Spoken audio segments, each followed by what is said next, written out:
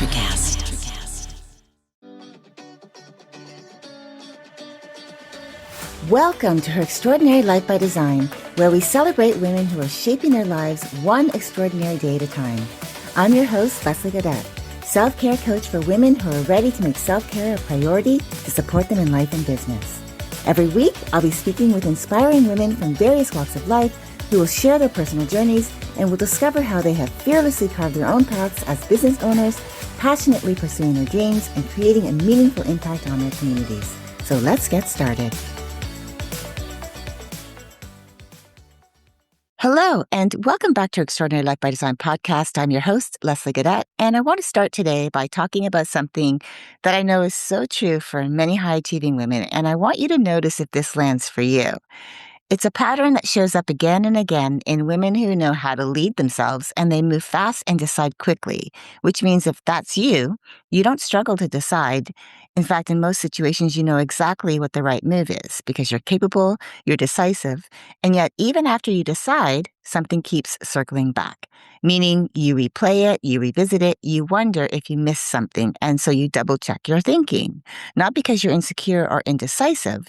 In fact, from the outside, nothing about this looks like uncertainty or hesitation at all. But internally, the decision doesn't settle. It's made, but it doesn't land. It's chosen, but it doesn't feel finished. And that's where most explanations get this wrong, because this isn't a confidence issue. It's not even a self-trust issue or a problem with your instincts or your intelligence. What's actually happening is much more precise than that. You don't second guess because you don't know what to do. You second guess because something didn't feel complete internally when the decision was made. And that's what we're going to unpack today. So, you know those moments that feel ordinary while they're happening, like it's a normal day, nothing big's happening, nothing demanding, but you make a decision quickly. And it could be something simple like responding to a message, deciding which direction to take on a work task, whether to say yes to something that just came across your desk. And you don't hesitate. You don't spiral. You don't overthink it. You just decide. You send the message, you say yes, you move on. And at the time, it feels done. But later, maybe an hour later, maybe that evening, your mind drifts back to something from your day. You replay a decision you made. You scan it again. You wonder if there was something else to consider, if it was the right move, right? Not because you don't trust yourself. It's more like your system is reopening the file. And you think, did I phrase that the best way when I agreed to something, or was it the right call for right now? Is it in alignment with everything else I have going on?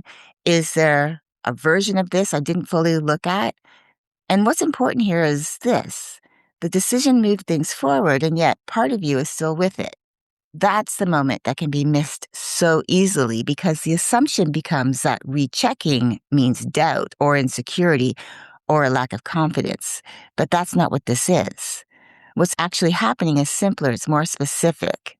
The decision moved you forward, but your energy didn't arrive with it, meaning your body and attention never fully settled into the decision, even though your mind already moved on. So your mind goes back, not always to change the decision, but to check what kind of signal it was. Sometimes it's discernment that wants refinement. Did I choose too quickly? Is this still aligned with everything else I'm holding? And sometimes it's discernment that wants reversal. Did I agree to something out of habit instead of intention? Is this a yes I need to revisit before it costs me later? And both look the same on the surface. The mind revisits, the decision reopens, but underneath it's not confusion. It's that you are asking your mind, your internal knowing, your internal compass is asking for completion before it fully commits. Now, if this is landing for you, it's because you've probably felt this before, even if you've never named it this way or even thought of it like this before. You see, as a high achiever, you make decisions quickly. They feel reasonable, they feel clear, so you move on. And yet part of you doesn't fully leave the decision behind, which is why your mind circles back, why you replay it, why you reopen it, because it never fully settled in. So today we're going to unpack 3 very specific things you've probably been living inside without even realizing it. First, we're going to look at the belief that keeps your decisions mentally open, the silent assumption that makes you revisit choices even when you already know what to do. Then we're going to talk about what that costs you energetically, how open decisions pull from your focus and your mental bandwidth long after the moment has passed. And then finally, we're going to uncover what actually allows decisions to feel finished instead of lingering, not through force, not through overthinking, but through completion at an internal level. Because this isn't about making different decisions. It's about allowing decisions to feel fully complete so that your energy can move forward without pulling you backwards. Now, there's a belief shaping how your decisions live inside you that almost never gets questioned, not because it's true, but because it sounds reasonable coming from someone capable, thoughtful, and self-directed. And that belief is, if I were truly clear, I wouldn't still be thinking about it. This belief doesn't come from hesitation. It doesn't come from fear or from a lack of confidence because you decide quickly, right? You move when it's time to move. You don't sit in indecision or wait to be reassured. So when your mind returns to a decision later, not immediately, but after you've already moved on, you interpret that return as information about the fact that it didn't settle, that your decision didn't settle. And that internal logic sounds like this, like I already chose, it made sense when I chose it, so why is my attention still here? And instead of questioning the belief, you question the experience, meaning you assume that clarity should feel complete, that alignment should feel resolved, and that, air quotes, a right decision should close cleanly on its own. And yes, in part, that is true. But when it doesn't, your internal compass fills in the gap. So you don't tell yourself you were wrong. You tell yourself that there must be something more to consider. That's why you reopen the thought process around that decision. You review how it was framed. You imagine how it might land later. You prepare for scenarios that haven't happened yet, not because something feels off, but because something feels unfinished. But here's what I want you to understand. This belief doesn't say, I made the wrong choice. It says, if this were fully right, it wouldn't still be here, right? This lingering thought about it. So the moment that your mind returns, you treat that return as a signal that something still needs to be completed. And because you're intelligent and perceptive, it doesn't feel like second guessing. It feels like discernment. But what's actually happening is more precise than that. And I want you to hear this when I say it. When you said yes, you decided on something, your decision moved forward before your energy fully integrated it, which means when you revisit that decision that's been lingering, that's your system revisiting, not to undo it as the choice, but to close the loop after the fact. This is why second guessing shows up, even when the decision was sound, even when it felt aligned, even when nothing externally needed to change. Your internal rule is clear. If clarity is real, it should feel finished. If it doesn't feel finished, something is missing. And as long as that belief stays, decisions will continue to reopen, not because they're wrong, but because you will keep trying to arrive, your system, your internal compass will keep trying to arrive where your mind already went. So second guessing in this case isn't doubt, it's completion attempting to happen after the fact. So here's the part no one explains when they remind you to trust yourself. Decisions don't just need to be made, they need to feel complete. And when they don't, they linger, not as confusion, but as occupancy, because part of your system stays assigned to the decision you already made, and the cost shows up in how much internal space you actually have left. And so I want to talk about what the open decisions do inside your day. Because when a decision doesn't finish internally, it stays active, not demanding attention per se, but reserving it. So even when you're fully engaged in what's next, something inside you is still tracking the old, right? Did I that decision? Did I consider everything? Was it the right call? Should I revisit it later? Never fully letting go. And every open decision takes up both bandwidth and time, even if the time loss is subtle. You may only spend a few minutes revisiting it, but your focus stays partially engaged far longer than that. Your focus is holding multiple decision states at once, even though only one of them is visible. And the more capable you are, the easier this is to miss. Now, how this changes the way you move is that you don't stall, you don't freeze, you keep moving, but movement starts to feel less fluid. Transitions take more effort than they normally would. Shifting focus feels heavier than it should, and decisions that should feel simple begin to feel weighed down, not because they're complex, but because they're landing on top of unresolved ones. So instead of decisions clearing space, they stack. And over time, your days start to feel fuller than they actually are. Not busier, but denser. Which is where most high achieving women misread what's happening because you assume the issue is volume or pace or responsibility. But the real issue is accumulation. You see, open decisions that don't resolve themselves, they stay active until something completes them. So that by the end of your day, you don't feel depleted because the day was hard. You feel depleted because you carried more active decisions through your day than you intended. And that accumulation drains your energy. And here's the truth I want you to recognize. You're not overthinking, you're not indecisive, you're not lacking confidence. You're carrying decisions that never fully close. And carrying is work, not visible work, but internal work. The kind that pulls from the same reserves you rely on for staying sharp, responsive, and mentally clean throughout your day. This is the cost of open decisions. So once you see this, the question stops being, why am I doing this? And becomes, why am I still carrying it? Because what you're reacting to isn't the decision itself. It's the fact that it never fully closed. And when you notice how much energy stays attached to choices that are already made, that have already been made, something becomes very clear very quickly. This isn't about fixing your decision making. It's that you don't want to keep mentally reopening decisions you already handled. You don't want your mind to keep revisiting conversations, choices, or next steps that were already decided upon, where your attention's split between where you are now and something you decided on hours earlier as being the right move. You want your decisions to land, right? To decide, to move forward, and to feel done, free to focus on what's next instead of circling back to what's already behind you. You want your energy available for execution, presence, and momentum, not tied up in mental reprocessing, because it's not that decisions are hard, it's that they keep staying with you longer than they should. And the reminder you keep coming back to is that you don't want your decisions to keep following you around. You want to trust that when you choose that your energy system, your internal compass, everything moves with you, that your energy closes the loop at the same time that your mind does. And that once you move on, you're actually free to move on. That's a desire. Not more confidence, not more clarity, not better decisions, just completion. So here's where it comes together. Because once you can rename what you want, decisions that feel complete, clean, and finished, the question naturally changes.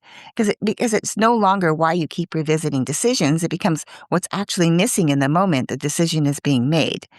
That's where the real shift begins. It's where something registers differently for you, where you catch yourself mid-pattern and you start to notice that the issue was never that you decided too quickly, because has always been part of your strength. You don't dilly-dally, right? You understand what you need, what you want, what you need, and why.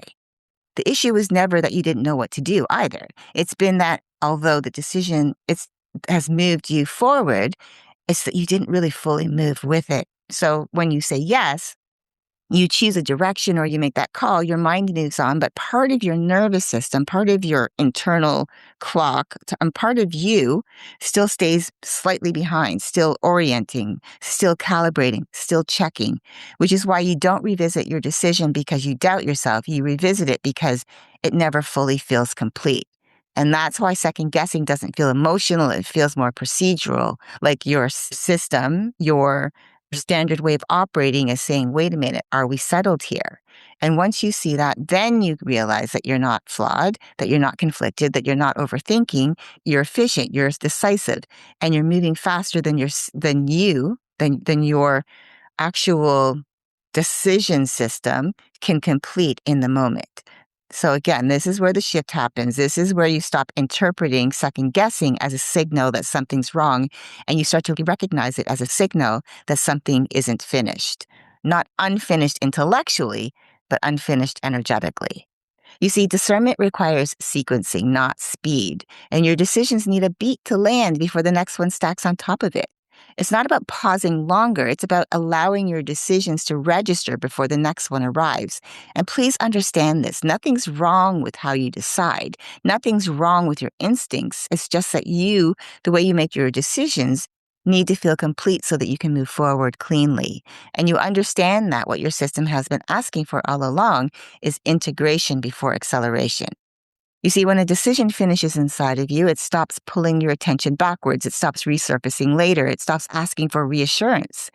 And when that happens, you move just as quickly, but without drag. You decide just as decisively, but without residue.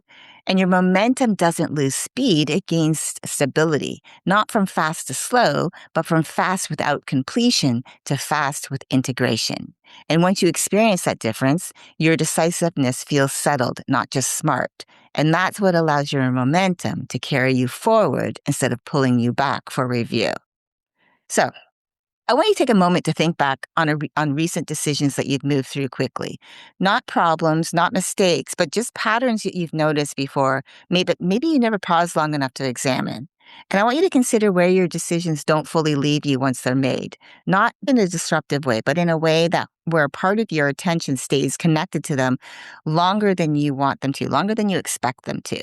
And you don't have to do a deep dive on this. I just want you to simply notice, where do decisions linger for you?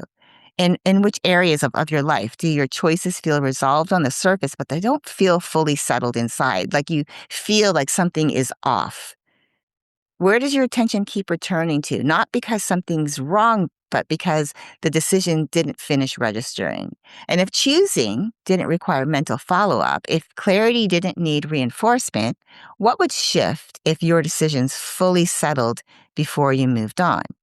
Because when you can see where your decisions are staying open, you're closer to understanding what actually allows decisions to feel finished instead of lingering. So now that you're noticing how quickly you say yes and why your mind circles back later, the real work is learning how your yes can land fully the first time.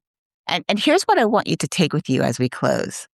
As high performing women, we don't change how we say yes because someone tells us to, right? We change when something finally clicks, when we recognize our patterns that we've been living inside. It's those moments of recognition, those quiet internal, oh, yeah, that's where my energy is going. And recognizing that part, that matters because when your system is showing you the pattern, that's where real insight begins. And that awareness is powerful. And that's why my attention has really been drawn back very intentionally to an industry I know intimately, which is the legal profession.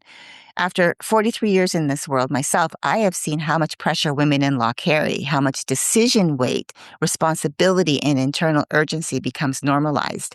And I've realized that what's missing isn't discipline and it's not ambition. What's missing is a steadiness, a place to ground decisions and protect energy while living inside that pressure, not outside of it. So, right now, I'm in the process of creating something new. I'm building a community, the Yes Reset community, a private, invitation only space for women in law who want ongoing decision and energy support inside the environments they're already navigating every day. It's not open yet because I'm intentionally building it slowly and thoughtfully. But if you're a woman in the legal profession and you're listening in today and you're thinking, I'd like to know more about that, or that sounds like something I'd want to be part of, I'd love for you to reach out to me. You can send me an email and you'll find my contact information in the show notes and we can start a conversation and I can tell you about it. And I want to get some feedback from you because as I said, I'm building this for you. I'm building this environment for women legal professionals who don't need fixing, but they do deserve steadier systems to move through their lives that they're already leading. So if that's you, I'd love to hear from you. Now, as you move back into your day, I want you to understand that nothing you heard today was meant to make you question yourself. But I do want to remind you that you don't need to rethink every choice. You don't need to analyze yourself more closely, and you don't need to tighten your process to feel safe. What I am saying is that when you allow your decisions to finish and when your decisions are complete, they don't keep asking for your attention. They don't follow you into the next task and they don't pull on your focus later in the day. They just settle. And when they settle, your energy stays available and your attention stays clean and focused and present. So as you move forward, let completion guide you more than control. Let discernment replace reflex. Let your decisions land before you accelerate into the next one. And trust that you move best when your decisions are allowed to settle first. Thanks for listening in today. Until next time, keep dreaming, keep believing, and keep designing your extraordinary life one day at a time. Thank you for joining me on Her Extraordinary Life by Design. I hope you've been inspired and empowered by the incredible stories shared on this show. If you enjoyed this episode and the conversations we've had, I would greatly appreciate if you could take a moment to leave a review. Your feedback and support mean the world to me, and it will help others discover the podcast and join our empowering community. Remember to hit the subscribe button so you never miss an episode. Together, we can continue to learn from these amazing women, uncover their extraordinary journeys, and be motivated to create our own lives by design.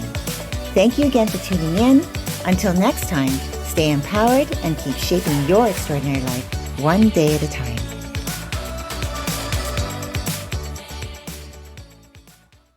Hey everybody, Diego here from the Candle Power Hour and Candle Power Records. Together with Electrocast Records, we proudly present Imperial Highway, a California sampler. 15 singles tracked by artists all based in California.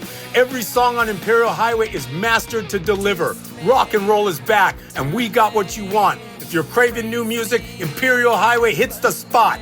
Download Imperial Highway. Check us out at candlepowerrecords.com and listen to the Candle Power Hour on Electrocast.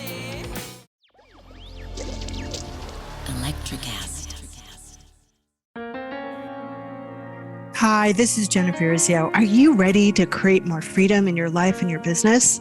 Join me and my amazing guest experts on Asked and Answered by Soul, where we discuss life, love, and business and provide you with the answers to those really big questions. Who are you, really? Why are you here? And what does it all mean? Tune in wherever you listen to podcasts, and don't forget to share the magic with a friend.